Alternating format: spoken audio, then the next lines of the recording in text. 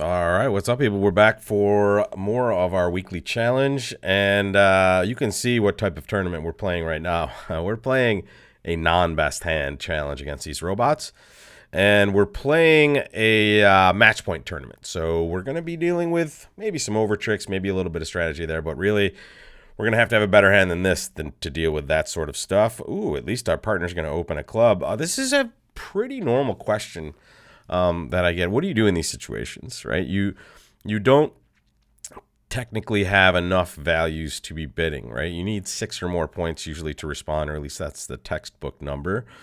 However, when you're relatively short in the suit that they've opened and you have, a reasonable major to bid, sometimes you can stretch to make a response. Here's the downside of that. When it goes 2 passes, 1 club pass, it's a spot where we know partner's going to do something strong next, right? So if we do bet a heart with this hand, we have a 3 count. Well, we're likely to see like 2-no trump or, a jump shift here, something like that. That's going to really force us to bid again. And I don't know if we're necessarily going to want to do that. The downside is if we pass and it just goes all pass, we might be playing 1 club with a 3-2 club fit, and East maybe just has a hand that has a lot of clubs and doesn't have a bid to make at this point. So I'm tempted to bid 1 heart. I'm tempted to pass, and if it goes double pass, I'll bid a heart then.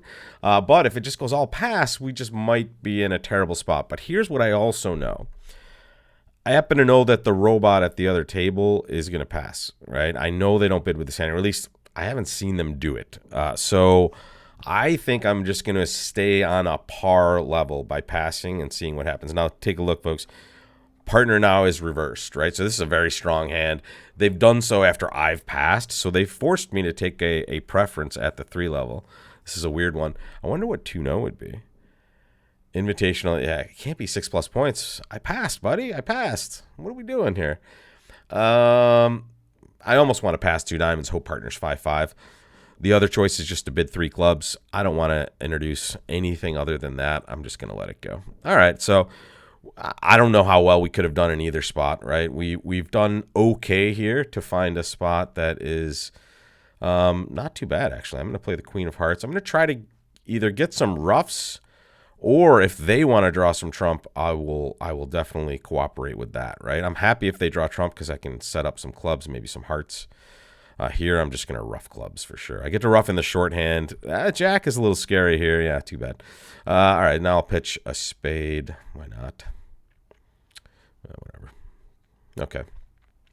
The problem is when you have 2, 3, 4 in the dummy, you're not really going to have too much of an opportunity to over rough, and here's what's happening. All right, they finally want to draw some trump. There's the king. Here, I mean, if we survive that, that's nice, and then we can lead towards the queen. All right. Well, they just have that over there. They have whatever trumps they have, they're taking. I don't know. They might have roughed out all their trumps. They may have 1 left. Oh, no. Good. So only down 1.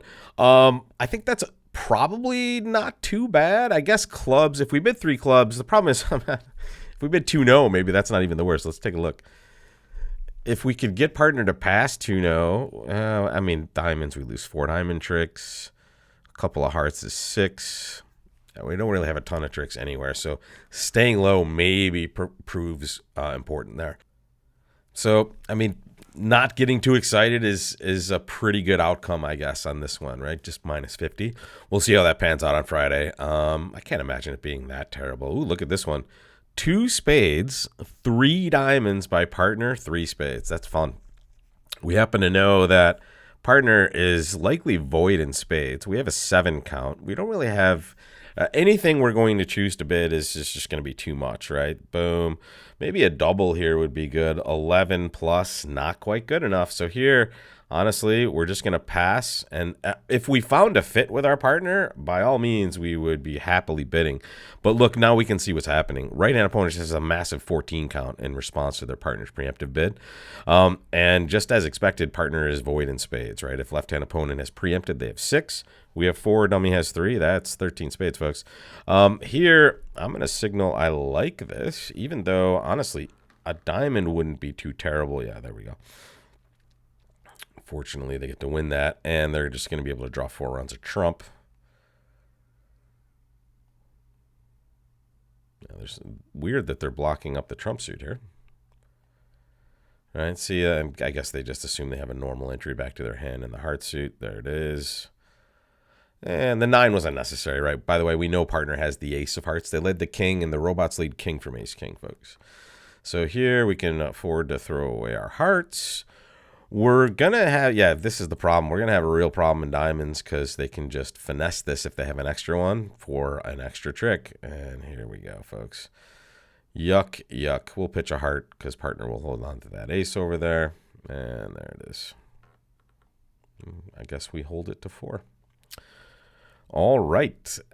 Could we have done anything? I don't know. Let's wait till it populates over here. It's a quick set here with the opponents bidding very quickly for us. What can we do? Well, hearts is not too terrible, right? We just needed to find a way to a heart fit. But this is why you preempt with the West cards. It's interesting. I mean, if North doubled for some reason, right, which is kind of hard to do when you're 5-5 in the minors, we may have a chance to kind of sneak in there with our heart fit, because really if it went 2 spades, double, 3 spades, I would bid 4 hearts with my hand. Knowing partner has spade shortness, I have diamond shortness. But we can expect, I would expect the same auction at the other table. 2 spades, 3 diamonds, 3 spades. What the heck do you do with the south hand?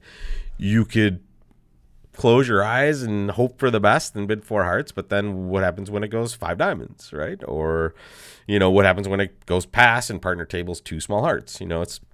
It's a situation where you're not sure what you're going to get, and that's because the opponents have done a good job of obstructing your auction with not only a preempt, but this interesting raise over here to the right. I mean, with the East hand, you certainly aren't upset playing defense. So when they bid 3 spades, what they're really hoping for is us kind of going over the edge and bidding something else, finding our way to 4 diamonds and finding ourselves doubled, right? So interesting hand. And we will leave at that. And, okay, it looks like we'll have a decision tomorrow at least. This is the hand we're going to start with then. And we will do that after 2, I think, pretty okay boards. I think 4 is probably average. I think 3... we may end up winning that for staying low, but I don't know what the robots are going to do with that hand. So it'll be interesting to see how they handle it. We'll find out more tomorrow and throughout the rest of the week, folks, in the weekly challenge. Thanks for joining, and I'll see you next time, folks.